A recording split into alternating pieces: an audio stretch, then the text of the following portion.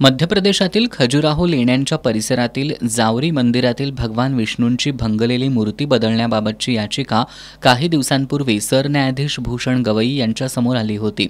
यावेळी त्यांनी ते मंदिर पुरातत्व विभागाच्या अखत्यारीत येत असल्यानं आम्ही त्याबाबत काही करू शकत नाही असं सांगत ती याचिका फेटाळून लावली होती।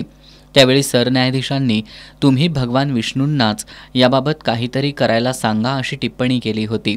या टिप्पणीवर आक्षेप घेण्यात आले होते। सरन्यायाधीशांच्याच या टिप्पणीबद्दल राग व्यक्त करत राकेश किशोर या वकिलानं सनातन का अपमान नहीं सहेगा हिंदुस्तान असं म्हणत सरन्यायाधीश भूषण गवईंच्या दिशेनं बूट फेकण्याचा प्रयत्न केला। राकेश किशोरचा पवित्रा बघून सुरक्षा रक्षकांनी त्याला रोखत ताब्यात घेतलं।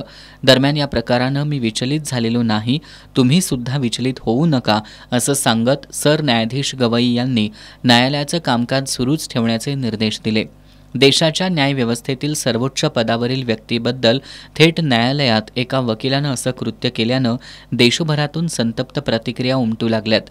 राकेश किशोर हा संविधानिक व्यवस्था न मानणाऱ्या मानसिकतेचा प्रतिनिधी बनलाय।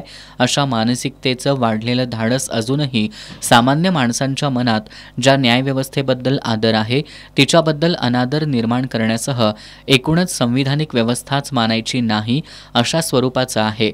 या संविधान विरोधी मानसिकतेचं वाढतं बळ चिंता करायला लावणारं आहे।